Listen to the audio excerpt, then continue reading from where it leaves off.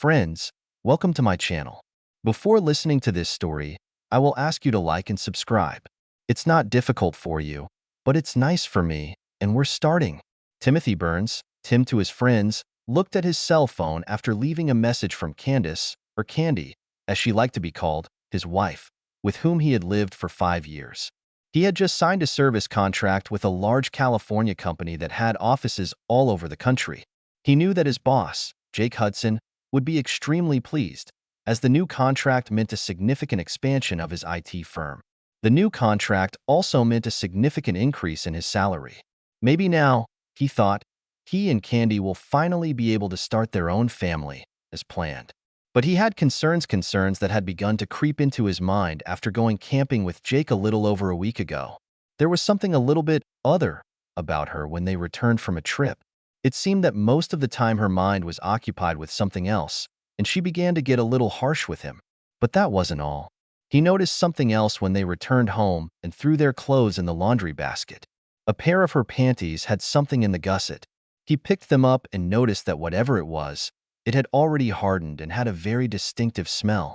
Then it dawned on him, and he felt as if his whole world had collapsed. True, he had no idea whose liquid she had, but he vowed to find out the truth.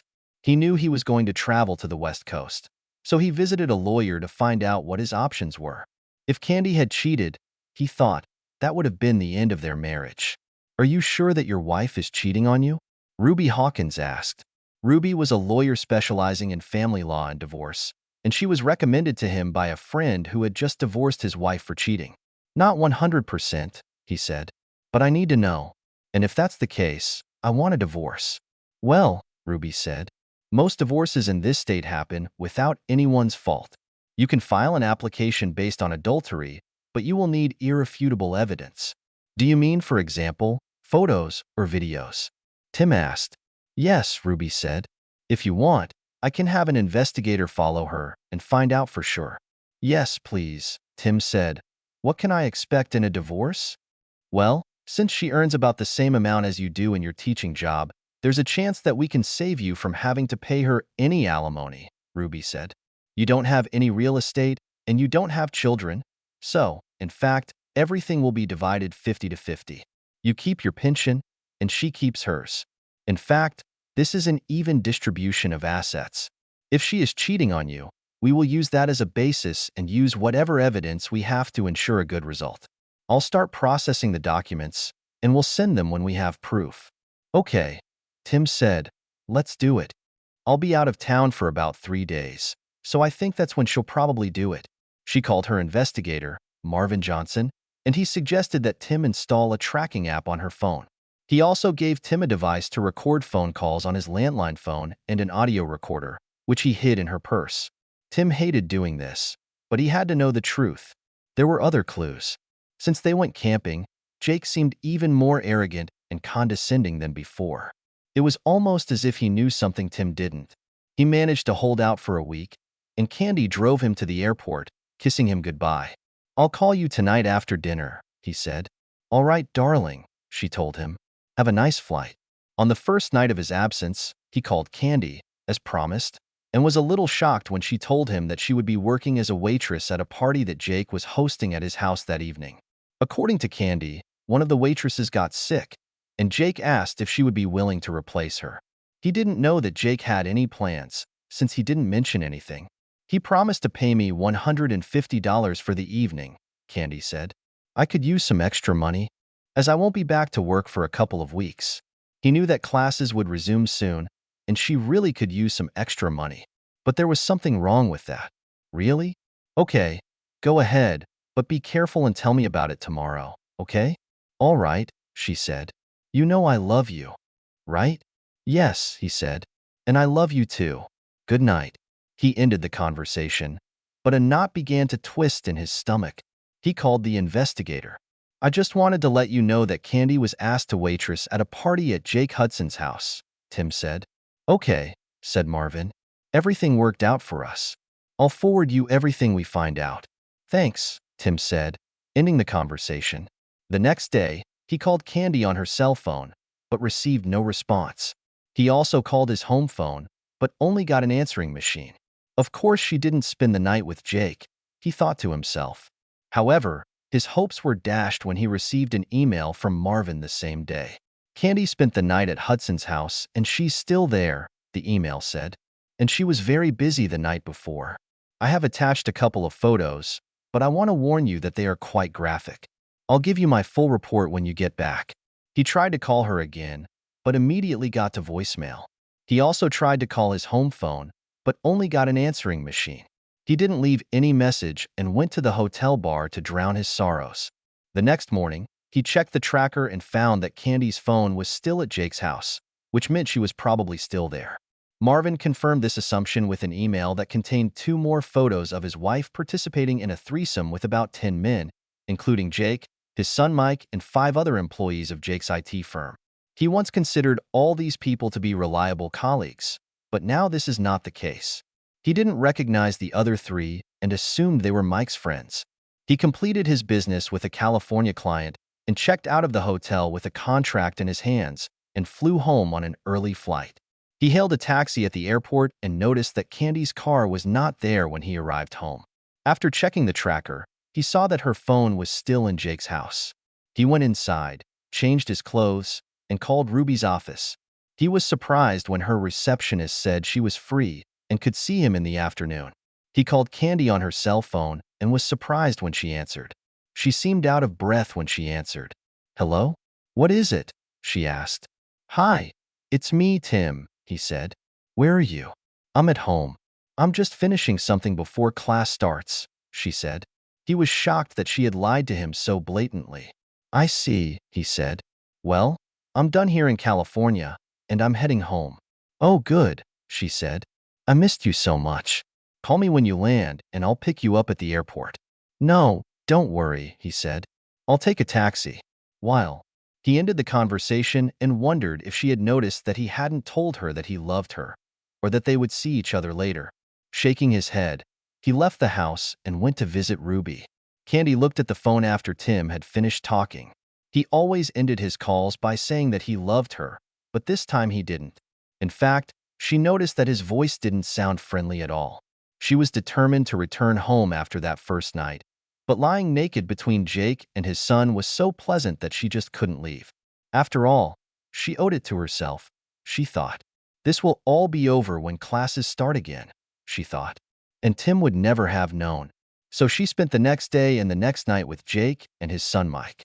That second day, Jake went to work for a couple of hours, but Mike did not let her get bored and even arranged with several of his friends to come later. "So maybe I should send your husband out more often?" he said with a sly smile. "You know that my classes will resume soon," she said, "so I won't be available for a week." "I wouldn't dare do anything like that while he's still at home." "Why not?" Jake asked. "Maybe he'd enjoy seeing you used by real men for a change." Jake and Mike both laughed at that. "Well, I have to admit that I'm hooked on you," she said. "But I still loved him, and I don't want to hurt him."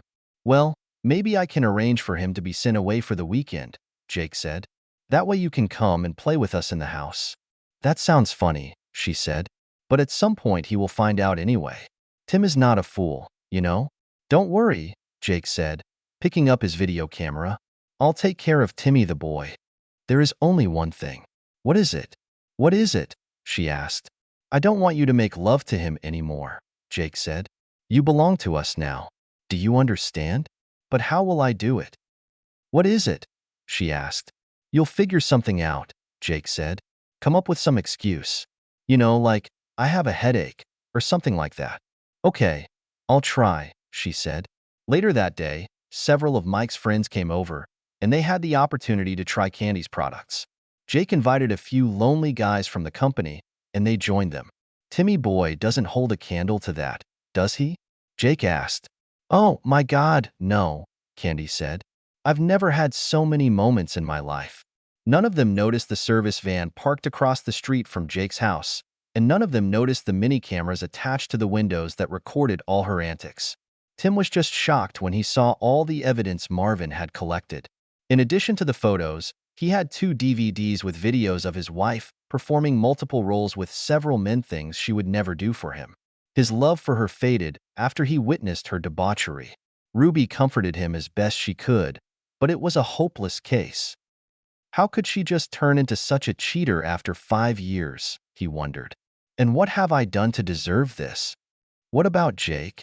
He considered this man somewhat older than himself to be a friend. He knew better now.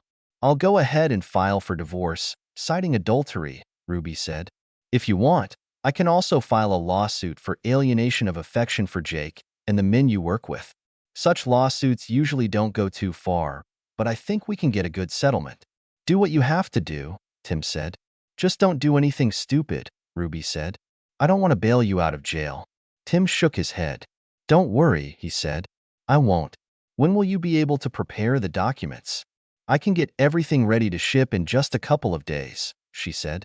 In the meantime, try to behave normally around your wife. I'm not that good an actor, Tim told her. And there's no way I'm going to touch her again. God only knows what she got from all these men. Tell her you're not feeling well, Ruby suggested. This should buy you some time. Tim nodded his head. Yes, well, he said before leaving. Sitting in his car, he suddenly realized something else. There was no way he could work for Jake anymore, and he would never be able to stand the presence of men who cuckolded him. He took out his phone and looked through his contacts until he found the right number.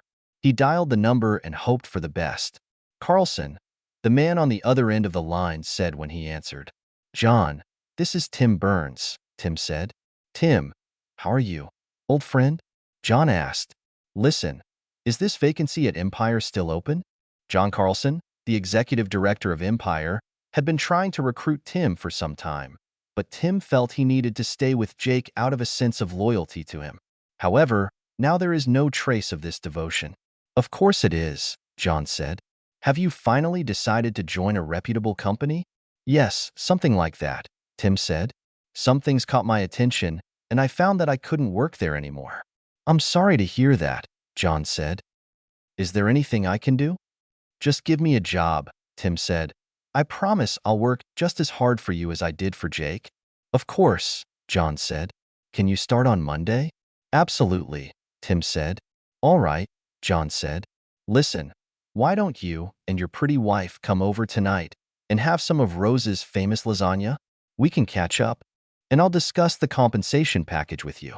I'd love to, but unfortunately I can't come with my wife, Tim said.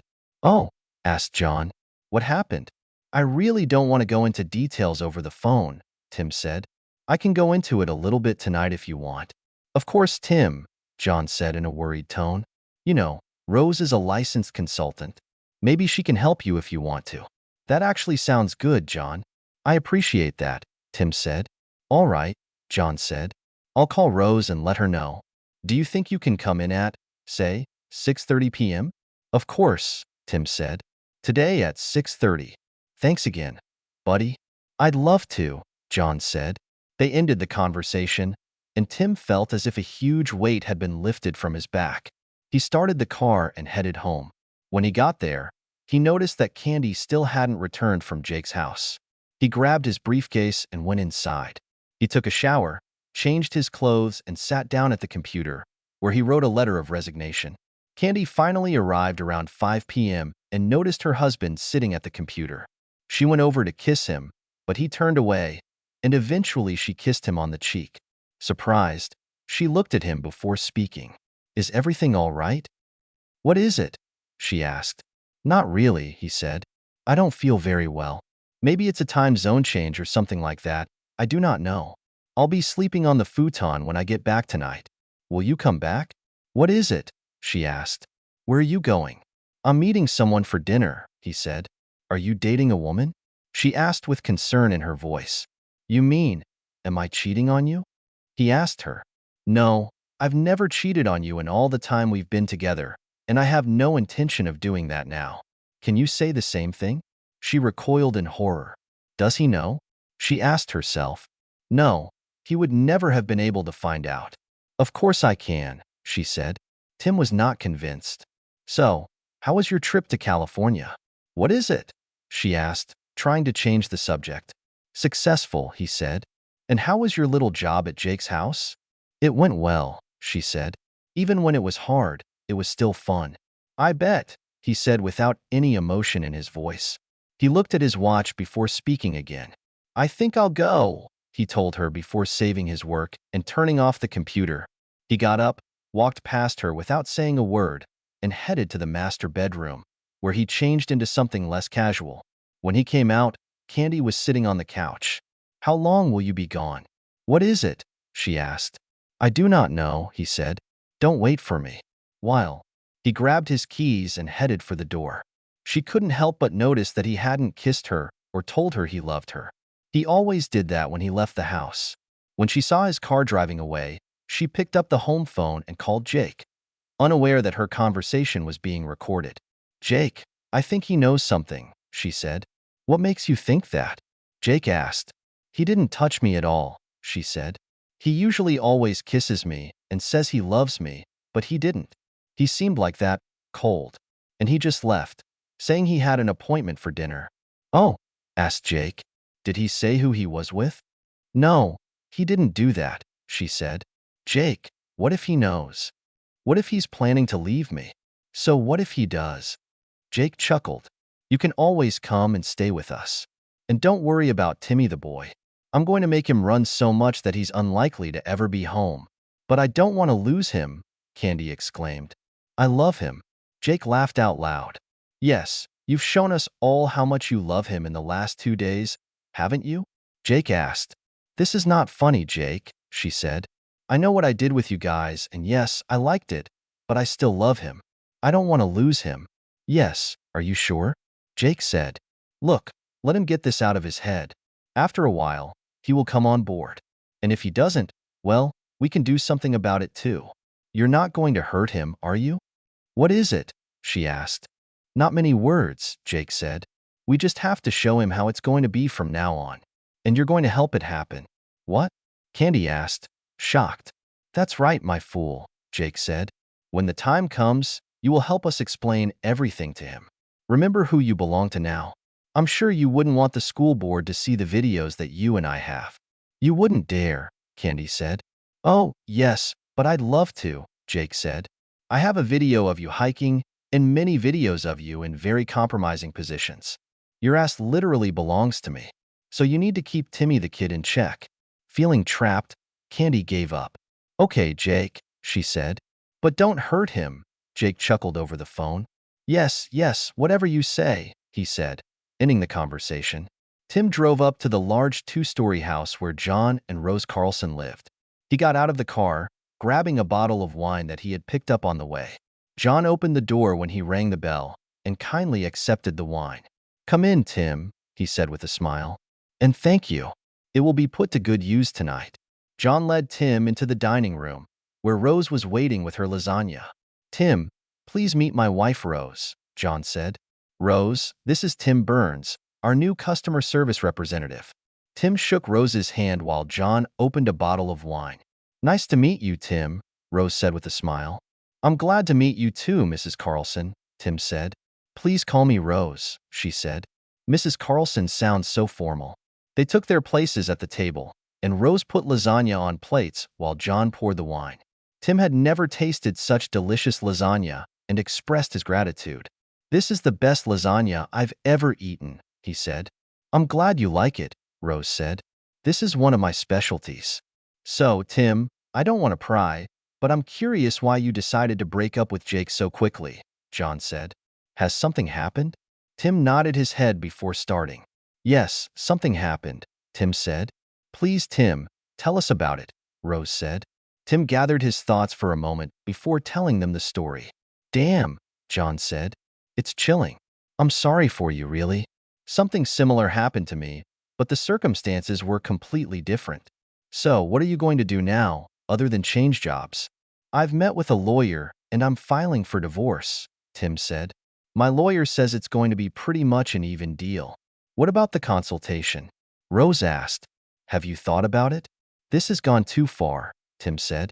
It's like she just flipped a switch and suddenly became a fool. I never thought she would have the strength to do it. How are you coping with all this? Rose asked. My lawyer says I should try to behave normally around Candy, but it's very difficult for me to do that. I can't even look at her right now. Maybe you should see a psychologist, she said. I can do it, Tim said. Trust me, Rose is the best at what she does, John said. I think she can help you get through this if you want to. Besides, it's included in your social package. That's definitely a plus, Tim said, laughing. I'm serious, John said. Rose was a godsend when I needed her. I know she can help you too. He turned to Rose. What do you think? Will you be able to fit it into your schedule? Of course, she said. I think an hour a week should work. What do you think about this, Tim? Tim considered the suggestion before answering. Okay, I'll do it, he said. John smiled and patted Tim on the shoulder. A good man, he said. I will make sure that you have the time you need for a consultation. Deal with Rose and let me know what you're coming to. I'll do that, thanks, Tim said. Now, if you don't mind, dear, Tim and I will retire to my office to discuss his new job, John said. I don't mind at all, she said with a smile. And I'm looking forward to working with you too, Tim. Thanks, Tim said, standing next to John. They retired to John's home office, where he poured each a glass of brandy. They spent the next 2 hours discussing his new job. By the time they finished, Tim felt like he was taking control of his life again. Tim shook John's hand and headed back home. It was about 10 p.m. when Tim drove up to his house. He looked around and saw that the lights were still on in his house. He hoped Candy was there alone. He got out of the car, went into his house, and saw Candy sitting on the couch. So, how was your little meeting? What is it? She asked. Very well, thank you, he said. Now, if you don't mind, I'm going to bed. Good night. He went into the second bedroom, where his computer was, and began to undress. Are you sleeping here now? Candy asked from the doorway. I'm still not feeling well, so I'm going to sleep on the futon. Is this a problem? No. I think not, she said. It's just that you've been gone for 3 days, and I was hoping that we could, play a little bit. I'm not in the mood today, Tim said. In fact, the thought of touching her right now made him squeamish. All right, she said softly. Maybe tomorrow? I do not know, he said. Let's see. She nodded her head and turned away. She couldn't help but wonder if he even knew anything about her actions lately. The next day, he got up before Candy, grabbed his resignation letter, and poured himself a cup of coffee. He saw Candy's purse on the kitchen table and grabbed the audio recorder, then downloaded the audio recording of yesterday's phone call. He left the apartment without saying goodbye or telling Candy that he loved her. She heard the door close when he left and got into bed. Tears were rolling down her cheeks. When he got to the office, he hardly spoke to anyone. He greeted his secretary, then went into his office and closed the door. He was packing his things when Jake entered his office. What is it? Jake asked. Tim reached into his briefcase and pulled out 2 envelopes. One of them is a signed contract from California, he said. And the second one is my resignation, effective immediately. I suppose you owe me a bonus for getting a California bill, and you owe me my final salary along with the rest of my vacation. Retirement? Jake asked, shocked. What the hell? Why are you leaving? I need you. Really? Do you really not know why? Do you think I'm stupid or something? You know that's not true. To be honest, some things caught my attention and I decided I couldn't work here anymore. That's why I got a job at another company. I'll be leaving you in just a few minutes. Then I'm going to the HR department. Wait, Tim. Can't we talk about this? Jake asked. Tim shook his head. There's nothing to talk about, Jake, Tim said. It's finished. I thought you were my friend, but you stabbed me in the back and ruined my marriage. You can find someone else to instruct the horns. So that's what it's all about, Jake said. Well, just so you know, your wife was more than willing to make love to me. We shouldn't let something like this ruin your career. Just go with the flow for a while. Let Candy sow some wild oats for a while. When she's done, she'll be all yours again. God, you're a slippery piece of shit, aren't you? Do you really think I'd agree to something like that? By the way, how long have you been making love to her? Well, the first time was at the campsite, Jake said. On the second day, when you were skiing with the others. And you should know that she bothered me that day. She even told me that I'm bigger than you. And when I ate it, it almost exploded right in my face. Then she begged me to use it right there. Tim never turned Candy down. He tried several times, but just couldn't do it. He couldn't explain why, and Candy never said anything about it. And that's around the time you suddenly made me leave to sort out some business at the office, wasn't it? You wanted to get me out of the way so you could use my wife. Jake grinned and nodded his head. Yes, so what? He asked. Tim hasn't finished yet. And this whole thing about hiring her to waitress at your party was just another excuse to get her into bed, wasn't it? Tim asked. Yes, it was. So what? Jake asked. Tim took out his phone and stopped the audio recording he had started when Jake entered the office. Thank you for your confession, Tim said. And now, if you don't mind, I've finished packing. I'll go to the HR department and I won't bother you. Wait, Jake said. You can't use this recording. We'll see, Tim said. Goodbye, Jake. You're going to rot in hell, okay? You forgot something, Jake said, picking up the picture of Candy that Tim kept on his desk. I haven't forgotten, Tim said. You and your son want this fool so badly that you can keep her. I'm done with her. And with you. Goodbye. With that, he left the office. Jake looked at Tim walking away, wondering what the hell had just happened. How did Tim find out about what he and his son did to Candy? He asked himself. What do you mean, he resigned? Candy asked when Jake called. He just handed me a signed contract and a letter of resignation and left, Jake said. He knows, Candy. I do not know how he knows, but he knows. What did you tell him? What is it? She asked. The truth, Jake said. I told him about how it was the first time, on a camping trip. You're an idiot, she exclaimed. Well, he asked and I told him, Jake said. He also left a picture of you that he kept on his desk. He said he didn't need it. It's amazing, she said, and tears streamed down her cheeks. So what do we do now? What is it? She asked. That's not my problem, Jake said. He's your husband. You can handle it. Unless, of course, you want me to come over and make him see the error of his ways. No, she said. You've done enough, thank you. Stay away from it. I'll figure it out. Whatever you say, he said. With that, he hung up the phone. Candy looked at her phone and tears were streaming down her face. She didn't want a divorce, but she knew Tim wouldn't tolerate her cheating. She decided that she would do everything in her power to keep him. She was sitting on the couch with her head in her hands, sobbing over what she had done. A few minutes later, Tim pulled into the driveway. He saw Candy's car and looked around to see if Jake's car was anywhere nearby. Without noticing it, he grabbed his box and briefcase and went inside. He saw Candy on the couch and, without saying anything, went into his office. He closed and locked the door, then checked for voice recordings.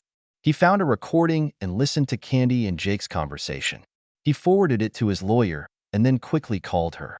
Hi, Tim, she said. I just received your last email. I am currently processing your documents. All right, Tim said. When can they be served? If you want, I can pull some strings, and my bailiff will deliver them later this evening, she said. Will that be okay?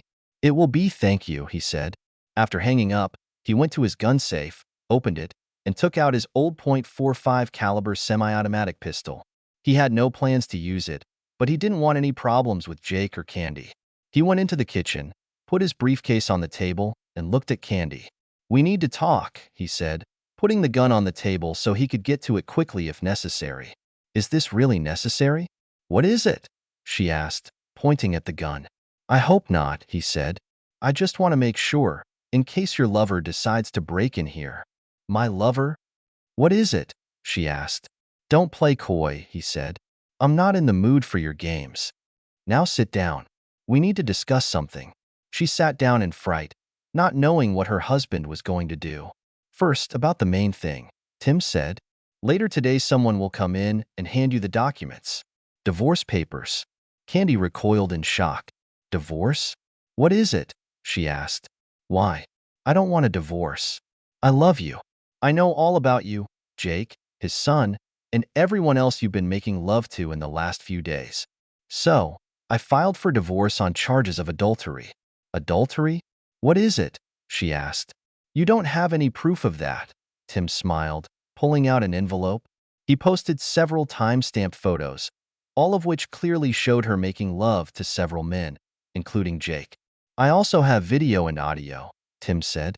She shook her head, realizing that this was a hopeless case. All right, he said. Considering the circumstances, I was more than fair. No support. You get half of what's in the bank, and each of us keeps our pension. You can take all your stuff. I've already paid off and canceled your credit card. I have a cash receipt for your half of what's left. There is also an injunction stating that you must be at least 150 meters away from me, my place of residence and work. So from now until you get your paperwork, you have time to pack your trash. Are you kicking me out? What is it? She asked, and tears flowed down her cheeks. That's pretty much the case, he said. But what if I decide to challenge the divorce? What is it? She asked. Tim laughed. I don't think that would be very wise, he said. What do you think the school board would say if some of these photos and videos just happened to appear? Do you think the parents of your students would like someone like you to teach their children? I know I wouldn't. You wouldn't dare, she exclaimed. Do you want to take this chance? Tim asked. Candy looked down for a moment before shaking her head. No, she said. I'm not. I'm going to need this job. There are a couple more things you should know. What? She asked dejectedly. You will be required to surrender your rings and give up my last name, he said. My God, you've become a heartless bastard, haven't you? What is it? She asked, taking off her rings. Yes. Well, you've given me a good reason, Tim said. I just want to know one thing. What happened? What made you turn from a loving, faithful wife into a walking trash can? She lowered her eyes before speaking. It happened on the second day of the hike, she said. You were on the boat, and I was in the tent. Jake was passing by and saw me. I had already undressed and was lying there trying to rest when Jake walked past and entered the tent. At first, he seemed embarrassed to see me so naked. We started talking, and then he pulled down his pants, and that was the end of it. So some fool takes off his pants and you jump right there? And that's all it took for you to become a cheating fool? How many times did you make love to him on that trip? Twice, she said. The first time you went water skiing, and the second time when Jake sent you back to the office. Tim shook his head and pointed at the photos. I see that none of your lovers enjoyed any protection, he said. Weren't you worried about getting pregnant or getting anything from one of them? I'm still on the pill, she said. That doesn't mean you can't get pregnant, Tim said. And you can still get sick. Is this what you planned? Oh my God, no, she said. Tim shook his head. You know, in all the time we've been together, I've often been molested by women who look like goddesses compared to you, he said. I turned them all down. Do you know why? Because I thought I had a loving and faithful wife at home, and I would never do anything to hurt her. But you didn't even think about what you were doing. You didn't care how I felt. Now pack up your stuff. I expect you to leave when the documents are handed to you. Tim, please, she began. Can't we go to some psychologist? Please? I'll never do it again, I promise. Can't you forgive me this time? I'll never forgive you for what you did, Tim said, and his expression was harder than she'd ever seen it before. Never. Maybe if you had slipped at least once, been drugged with illegal substances or something like that, I could have ignored it. But this did not happen. From the moment Jake pulled down his pants, you were his willing cheater. And I will never be able to forgive this level of betrayal. But don't you love me enough to get over it? What is it? She asked. He shook his head. No, I can't stand the sight of you right now, he said. The sooner you disappear from my life, the better. Now go and start packing. Everything you leave behind will either be burned, thrown away, or given to goodwill. Sobbing, she got up and went into the master bedroom to pack her things. Tim watched Candy pull out one full garbage bag after another. She stopped and looked at him. Can you at least help me put this in the car? What is it? She asked. No, Tim said. Your garbage, you deal with it. And remember, everything you leave behind will either be burned or thrown away. This includes photos and your wedding dress. Would you burn my wedding dress? What is it? She asked. My parents paid thousands for this dress. Well, then you'd better take it if you don't want it to burn, Tim said. Sobbing, she carried the bag to her car and returned for another one. Damn it, Tim asked himself, how much shit does she have? A couple of hours later, she sat down on a bale in exhaustion. I can't put anything else in the car, she said. Can I come back for the rest later? Please? No, Tim said. They won't let you get closer than 150 meters to this place. Ask your parents if they can pick them up if you want. I will refrain from throwing anything away for a few days. Thank you, Tim. I appreciate it, she said. Oh my God. I just thought, what am I going to tell my parents? Tell them that you cheated on me with my boss and others, and I threw you out. Really? What is it? She asked. They'll disown me if I do that. It's not my problem, Tim said. But I guarantee you it's going to be a lot worse if you try to make me look like a bad guy or embellish it with him. You know how your parents feel about lying. At about this time, there was a knock on the door. I think it's going to be for you, Tim said. Candy walked slowly to the door and opened it to see the deputy sheriff. Candace Burns? He asked. She nodded her head. It's me, she said. Do you have any identification? He asked. She took out her driver's license and showed it to him. After examining them, he returned them to her and then handed her an envelope. You've been served, ma'am, he said. There is also an injunction that requires you to vacate the premises immediately. You can sign the divorce papers right now if you want. She nodded her head and took out the divorce papers. After reviewing them, she asked for a pen and signed the papers. I'll return this to the lawyer, he said. You need to leave right now. If you try to return, you will be arrested and imprisoned. Do you understand? Yes, she said, and tears flowed down her cheeks. She looked at Tim again. I'm so sorry, she said. Yeah, me too, Tim said. Goodbye, she said softly, leaving. The deputy looked at Tim and nodded his head before leaving. The next few days were hectic for Tim. Candy never tried to contact him, but Jake called his home phone twice and left threatening messages. Damn it, Tim. I know you're there, he shouted. If you don't drop this lawsuit, I'm going to come and kick your fucking ass. Tim smiled, copied the voice message and forwarded it to Ruby, who in turn notified the local sheriff's department. Candy's parents also called, wondering if they could come pick up some more of her stuff. Yes, of course, Tim said. Just make sure she's not with you. An injunction has been imposed on her. Okay, Candy's dad, George, said with a sigh. When he and Candy's mother, Bernice, arrived, they took what Candy had left and used that time to convince Tim to give up the divorce. Tim, she made a mistake, Bernice said. Of course, you can forget about what she did and take her back. She's crazy about you. What did she tell you, Bernice? Tim asked. She said she had a fight with your boss, Bernice said. Is that all? Tim asked. Well, yes, she said. She didn't go into any details, and we didn't insist on it. Tim grabbed an envelope with photos and DVDs and showed it all to Bernice and George. They were shocked when they saw the photos. I'm sorry she didn't tell you the whole truth, Tim said. As you can see, it turned out to be much worse than she expected. Oh my God, Bernice said. I had no idea it was that bad. I'm so sorry, Tim, she said.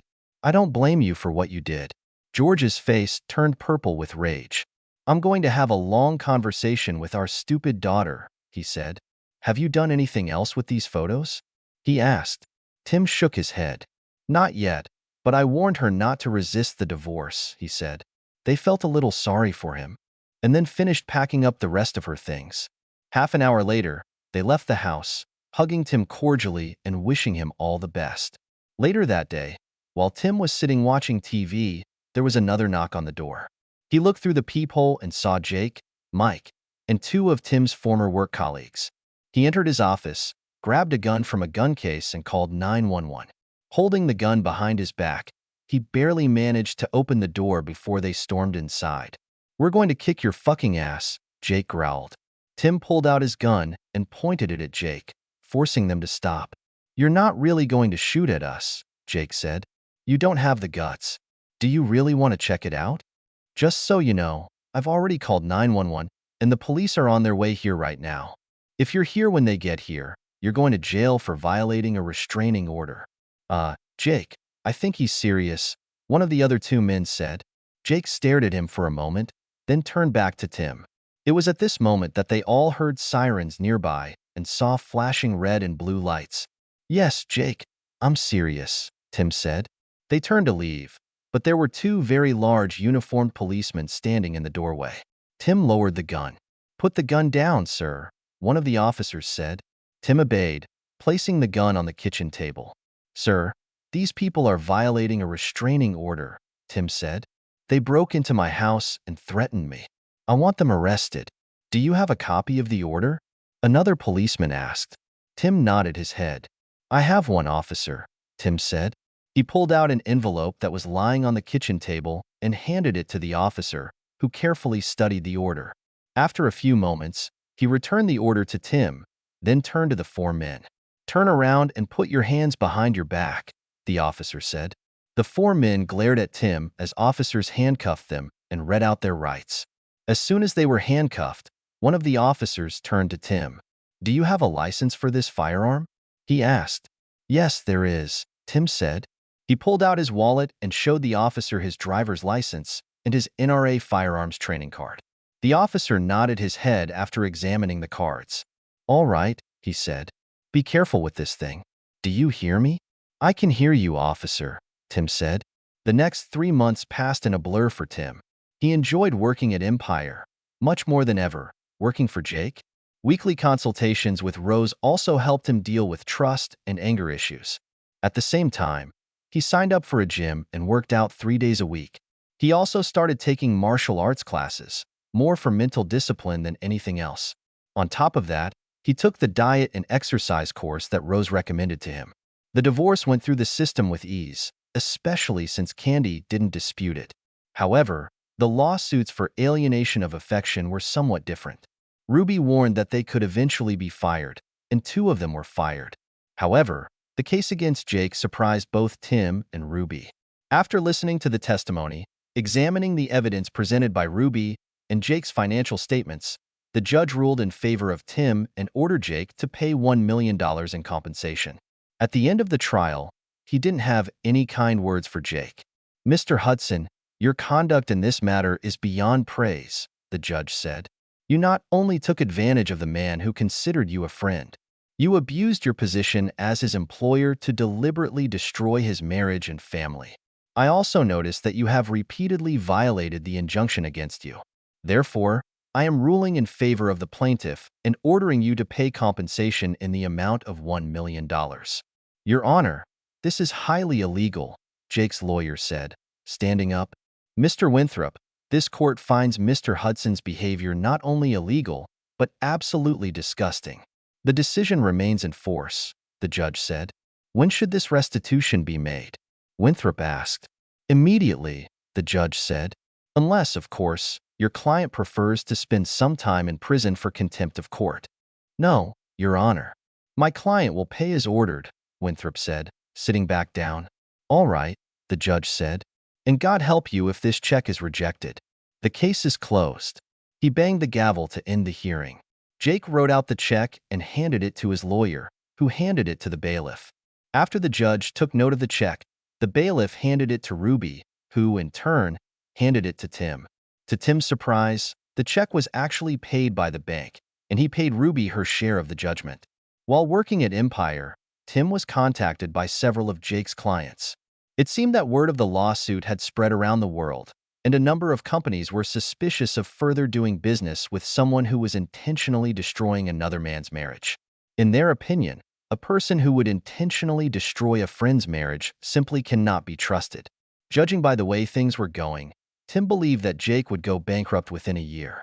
All this time, Tim refused to go on dates, although he was approached by several very nice women from the company. In his opinion, he will be a married man until he gets his final divorce. Once that happens, he will be free to continue the relationship, but not before. When the final divorce finally came, he went to celebrate with friends from work. Part of this celebration was a lap dance from a very well-heeled stripper. A couple of months after he finalized the divorce, Candy's mother called him. Tim, this is Bernice. Do you have a few minutes? What is it? She asked. Of course, Bernice, he said. What's going on? This is Candy, she said. She is HIV positive. She just got the test results.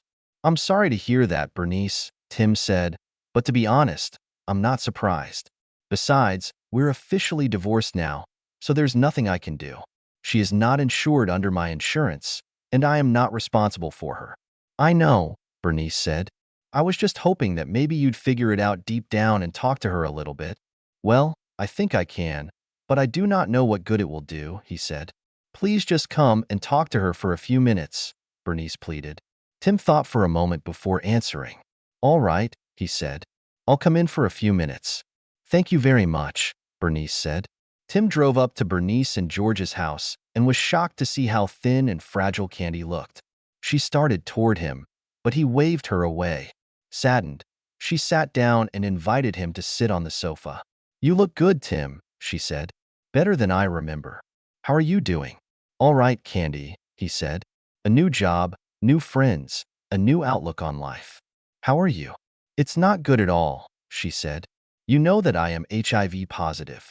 That's what your mother said, he told her. I'm sorry to hear that, but to be honest, I'm not surprised. Do you know when you got infected? I think it was one of the days I spent at Jake's, she said. That day I had a lot of unprotected love with several men. Does Jake know? He asked. She shook her head. Not yet, she said. I'll have to tell him, so he can get tested too. I'm sure he won't take it well, Tim said. No, probably not, she said. Listen, Tim, I just wanted to apologize to you one last time and hope that maybe you would understand this in your heart and forgive me for what I did to you. Now I realize that my actions have ruined many lives. I could have said no at any time, but I didn't. I was stupid and greedy, and I let my hormones get the better of my rational mind. And now I'm paying the price. I had the best husband and lover a girl could ever dream of. I know you hate me, and you have every right to do so, but I don't want to go to my grave without your forgiveness. Tim considered her words carefully. It was the first time he could remember that she had actually taken responsibility for what she had done, and the first time she had admitted that her actions had caused others. Of course, he could continue to hate her, but he remembered his sessions with Rose. Holding a grudge against Candy won't help him move on. He nodded his head. All right, Candy, he said. I forgive you. She began to cry, sitting in an armchair. He thought about taking her in his arms and started to get up, but she waved him away. Thank you very much, Tim, she said through her tears. It means more to me than you think. Listen, I want you to find a woman you can love and trust, marry her, and have children with her. I've had enough. I'm done. But you have your whole life ahead of you, and you deserve to be happy. Thank you, he said. I will do that. And if you ever want to just talk, let me know, okay? She nodded her head, wiping tears from her eyes. I'll do that, Tim, she said. Thank you for coming and talking to me. I've missed you so much these past few months. I miss the woman I married, Tim said calmly. By the way, how are Jake and Mike doing? She shook her head. It's not good, she said. He's become very violent lately. He didn't take your defeat in court very well. You probably know that his business has suffered a lot lately. I noticed, Tim said. Physically? Not yet, but he's very harsh, she said. Do you want me to be with you when you tell him about your diagnosis? Tim asked. No, but thanks for asking anyway, she said. This is my responsibility, and I have to deal with it. You know, I keep thinking that if I had just told him to leave that first day on the hike, we would still be together. It's quite possible, Tim said, but I have a feeling that at some point it would have happened anyway. He's been hunting you for a long time. I think you're right, she said. Look, I'm really tired, and I need to rest before I come back. Thank you for coming. It really means more to me than you think. You're welcome, Candy, he said. And remember, call me if you just want to talk. Okay. She nodded her head weakly. I'll do that, she said. Goodbye, Tim, she added. Think about me from time to time. Okay. He caught some finality in her last statement and wondered if she had intended to kill herself. I'll do that, he said. Just don't do anything stupid, okay? She smiled. I won't, she said. He got up and headed for the door. Bernice approached him before he left. Thank you, Tim, she said, hugging him. It means more to her than you think. And for me too. You're welcome, Bernice, he said. Keep an eye on her, okay? I'll do that, she said. A couple of weeks later, Tim was sitting on his couch having dinner and watching the evening news when he heard a report that caught his attention. The bodies of a local businessman, his son, and a woman, presumably the man's mistress, were found earlier today, which, according to police, was a double murder, said the presenter. Jacob Hudson, president and founder of Hudson Consulting, along with his son and a woman who has not yet been identified, were found dead. According to authorities, all three were victims of gunshot wounds. Police are investigating the incident, and more details will be provided as they become public. After recovering from the initial shock, Tim called Bernice. She was crying when she answered the phone. "Bernice, what's going on?" he asked. "We've just been informed that Candy is dead," she said. "Looks like that bastard Jake shot her, then his own son, and himself." "Oh my God," Tim said. "I saw the news report and hoped it wasn't her." "I'm so sorry." "That's her," Bernice said. "Do the police have any idea why this happened?" Tim asked. "They're not 100% sure," she said. "But I'm pretty sure she told Jake about her HIV, and he lost his mind. They're doing an autopsy now." "I'm really sorry, Bernice," Tim said. "I want you to know that I never wanted this to happen." "I know, Tim," she said. "Candy made her own bed and paid for it. And yet, it's hard to lose your only child like that. I'm just glad you were able to make peace with her. I like to think she's in a better place right now." "Good. Let me know if there's anything I can do," he said. "Thank you, Tim," she said. Candy's memorial service took place a couple of weeks later, and Tim took time off to be there with her parents. According to the autopsy results, both Jake and Mike, like Candy, were found to be HIV positive. From what the police were able to piece together, Candy told Jake about her diagnosis and said they should get tested. When Jake and Mike found out that they also tested positive, Hudson Sr. shot her in the head, then his son, and finally shot himself. Tim spent several days mourning Candy's death, remembering the good years they spent together. Then one day, out of the blue, he was visited by Cynthia Stone, another representative who worked on his team. "Hello, cowboy," she said. "Do you want to join us for happy hour tonight? You look like you could use some company." Tim thought about it for just a moment. He almost refused her, but then changed his mind. "What the hell?" he said. "I could use some good company right now. Of course I'll join you." "Well, then come to the Hitchhikers after work, okay?" "What is it?" she asked, smiling. "I'll be there," he said. "Thanks for the invitation." So the cycle of life continues, he thought when she was gone. Then he heard a familiar female voice in the back of his mind.